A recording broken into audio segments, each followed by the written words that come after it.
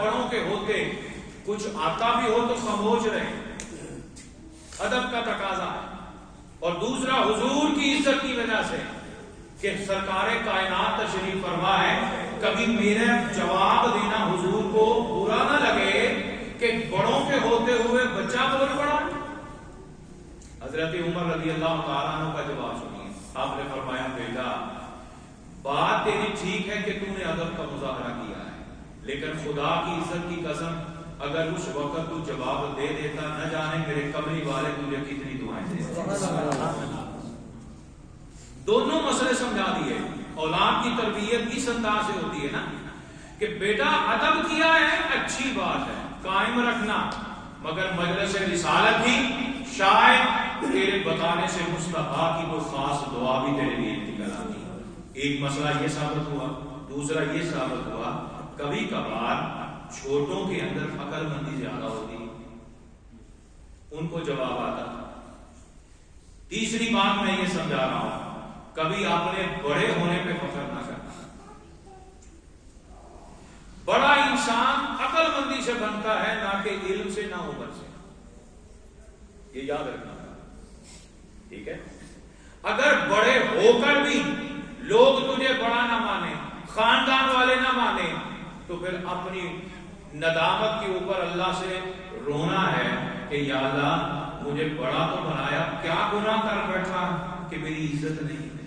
اپنے اس گناہ کی یا اپنے اس غرور کی یا اپنی بے عقلی کی توبہ کی جائے، خدا سے علم اور عقل مانگا جائے۔ بات سمجھ آ رہی؟ لوگ کہتے ہیں یہ بڑا ہے۔ اب حضور نے تربیت کیا فرمائی؟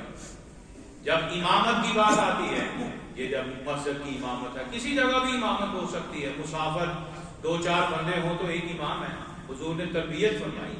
آقا دو جہاں نے فرمایا جب تم میں سے کوئی سفر پہ ہو تو کوشش کرو 2 سفر کرو، 2 آدمی جاؤ۔ اکیلا تنہا ہی ہوتا ہے نا، پنجابی کہتے ہیں 100 ابھی نبی ہو جاتی ہے، چلو دوسرا معاون ہوتا ہے۔ کبھی کبھار انسان تنہا تکلیف میں آ جاتا ہے، دوسرا معاون بنتا ہے۔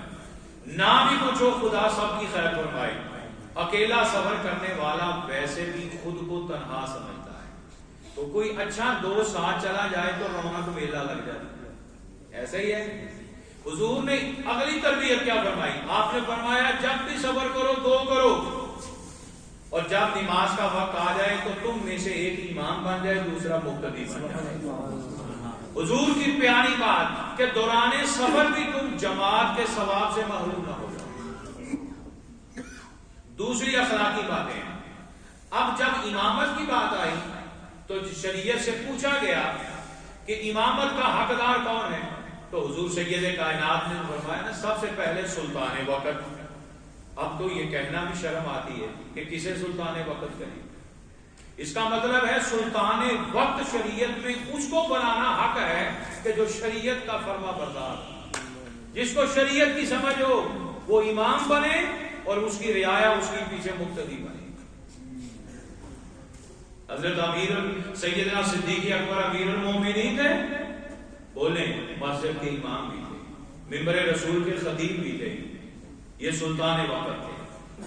حضرت فاروق اعظم سلطان وقت تھے، حضرت عثمان ذوالنورین علی المرتضیٰ، حضرت امام حسن سلطان وقت تھے۔ یہاں تک کہ خلافت راشدہ کا وقت ختم ہونے کے بعد اگر بادشاہ کا نظام آ گیا لیکن پھر بھی شریعت کو کچھ نہ کچھ سمجھنے والے تھے، دنیا دار چاہے بن گئے مگر ممبروں پہ سلطان وقت بیٹھتے تھے، حاکم وقت بیٹھتے تھے۔